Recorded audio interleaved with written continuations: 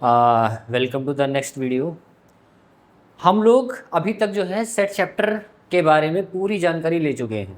ठीक है, set chapter में क्या होता है, कैसे होता है, क्यों होता है, कहाँ होता है, कब तक होता है, वो सारी बातें हम जान चुके हैं।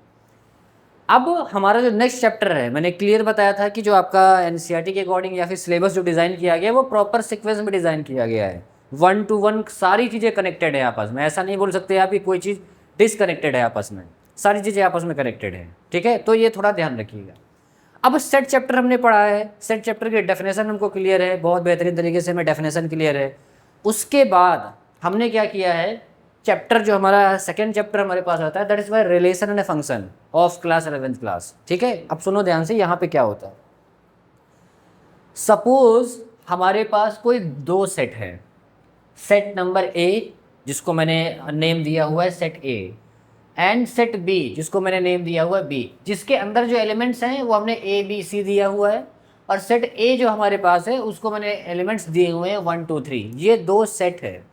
अब ये सेट किसी भी तरीके से हो सकता है, मैंने एक रैंडम एक जनरल सेट एज्यूम किया हुआ है, कोई मैंने यहाँ कोई पैटर्न नहीं फॉलो किया हुआ है, कोई प्रॉपर वो नहीं है, हमने एक जनरल सेट लिया हुआ है कि हमारे पास दो सेट है। ठीक है, ठीक। अभी तक हमने जो ऑपरेशंस ऑन सेट पढ़ा था, जहाँ यूनियन, इंटरसेक्शन, डिफरेंस, ये सारी बातें हमने पढ़ी थी, उसी का ही एक्सटेंडेड वर्जन आप मान सकते हैं या एक्सटेंडेड पार्ट मान सकते हैं कि रिलेशन। मतलब अगर हमें करना पड़ेगा A cross B, listen to me very carefully, this is a cross B. ठीक है, ये ऑपरेशन में ही कहीं ना कहीं परफॉर्म होता है, बट सीधी सी बात है क्योंकि नया चैप्टर स्टार्ट हो जाता है इसलिए अलग से पढ़ाना स्टार्ट कर देते हैं। नेक्स्ट चैप्टर में हम बात करेंगे ए क्रॉस बी क्या होता है और इसका मीनिंग क्या होता है। सबसे इंपॉर्टेंट है इसका मीनिंग क्या होता है। मीनिंग की अगर बात करें तो मीनिंग का ये मतलब होता है कि हमारे पास जो सेट ए है, सेट बी है, तो सेट ए सेट बी का आपस में क्या रिलेशन है।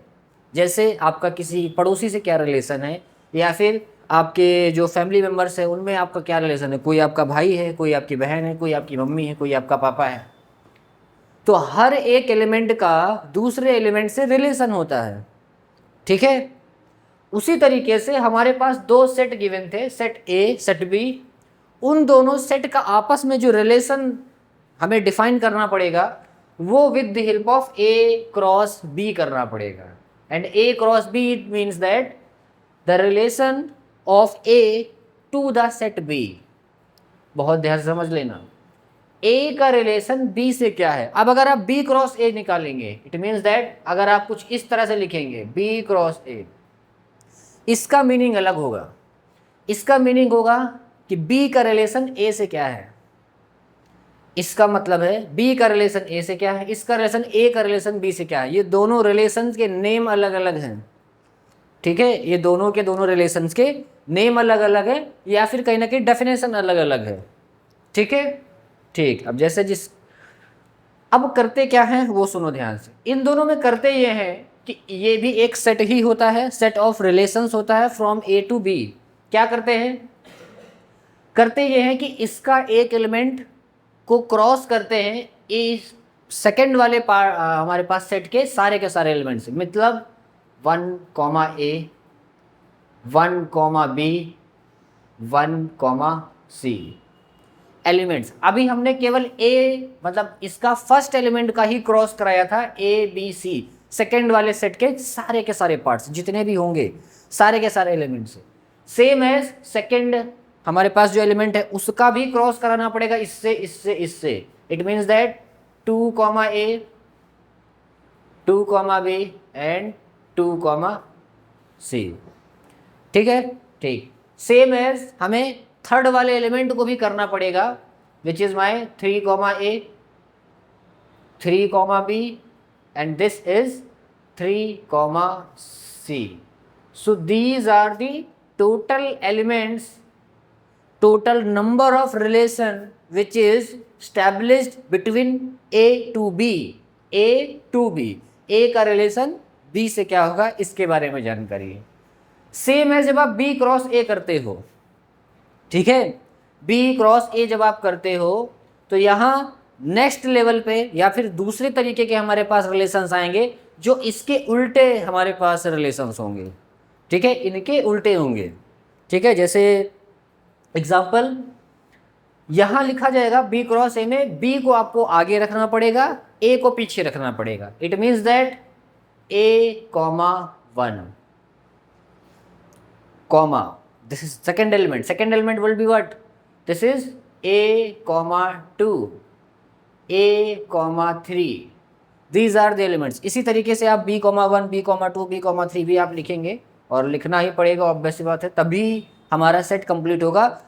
टोटल रिलेशन हमारे पास सामने निकल के आएंगे, that is b comma 1 and इसको करेंगे हम तो क्या निकल के आएगा b comma 2 b comma 3।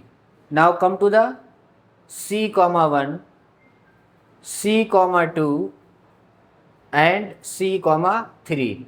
These are the elements from these are the elements of relations from B to A and this is A to B। ठीक है, ठीक। अब मेरे को ये बताओ कि number of elements in set A कितने हैं, उसको रिप्रेजेंट किस तरह से करते हैं ये भी ध्यान रखना, ठीक है, कि number of elements present in set A is equal to 3, same as number of elements present in set B is equal to, वो भी हमारे पास 3 है। तो फिर A क्रॉस B जब आप करोगे तो A क्रॉस B जो नंबर्स निकल के आएंगे हमारे पास कि नंबर्स कितने हैं, मीन्स अब अगर मैंने तो यहाँ 3 दिया है, अगर कहीं पे 300 होते 400 होते 500 होते तब तो मैं एक एक जोड़ के थोड़ी बैठूंगा। तो हमें डायरेक्टली मेथड पता होना चाहिए कि किस तरीके से हम टोटल नंबर ऑफ रिलेशंस कितने बन सकते हैं, वो पता होना चाहिए। तो उसके लिए हमारे पास आ जाता है कि अगर आपको number of relation in A cross B निकालना है, number of elements in A cross B निकालना है, then it is equal to the number of elements in A into number of elements in B. आप देख भी पा रहे होंगे कि 3 है, तो number of elements in A cross B हमारे पास जो हो जाएगा एन ए हमने 3 लिया हुआ था, इसको भी हमने 3 लिया हुआ था विच इज़ इक्वल टू 9। और यहाँ ज़रा चेक कर लो ये टोटल जो एलिमेंट्स हमारे पास निकल के आ रहे हैं वो 9 पीस निकल के आ रहे हैं। उसी तरीके से आप ये भी कर सकते हैं कि अगर आपसे किसी ने पूछ लिया कि बी क्रॉस ए में कितने एलिमेंट्स आएंगे हमारे पास, नंबर ऑफ एलिमेंट्स या फिर नंबर ऑफ रिलेशन कितने इस्टेब्लिश्ड हैं यहाँ पे ये पता करना होगा, तो क्या करना पड़ेगा, एन बी इंटू में N A which is equal to 3 into 3 again it comes 9। इसमें भी 9 आ रहा है, इसमें भी 9 आ रहा है। नंबर्स अलग अलग होते तो कुछ और नंबर्स आता, बट यहाँ पे हमारे पास 9 आ रहा है। So this is all about the relation. ध्यान से समझ लेना कि रिलेशन का क्या मतलब है। रिलेशन का सीधा सा मतलब है कि हमारे पास कोई 2 सेट दिया हुआ है, उन 2 सेट का आपस में क्या रिलेशन स्टैब्लिश बनाए जा सकते हैं, कैसे कैसे परफॉर्म किए जा सकते हैं, ठीक है, वो हमें कहीं ना कहीं यहाँ पे देखना पड़ेगा इन दिस चैप्टर रिलेशन। अब फंक्शन सीधी सी बात, अभी हम थोड़ा और डिटेल में बात करेंगे तो ले जाएंगे उस पर, बट पहले रिलेशन पे रहिए आप। अब इस तरह इनके हम कहीं ना कहीं रे डायग्राम भी बनाते हैं, ठीक है, एरो डायग्राम आपको अगर बनाना है तो इसको हमने लिया अपना set A which is 1 2 3 and दूसरा हमने अपना एरो लिया सेट बी। एलिमेंट्स आपको पता है कि हमने क्या लिया हुआ है, ए बी सी। तो इसका एरो डायग्राम अगर हम बनाने का ट्राई करें, ठीक है, ए क्रॉस बी का, ये ध्यान रहे ए क्रॉस बी का हम बना रहे हैं, तो सबको दिख रहा है कि भाई 1 का एरो ए को गया है, फिर बी को गया है, फिर सी को गया है। उसी तरह 2 का एरो ए को गया है, फिर बी को गया है, फिर सी को गया है। फिर 3 का एरो ए को गया है, बी को गया है, सी को गया है। सो इस तरीके से कहीं ना कहीं हम इसका एरो डायग्राम बना सकते हैं।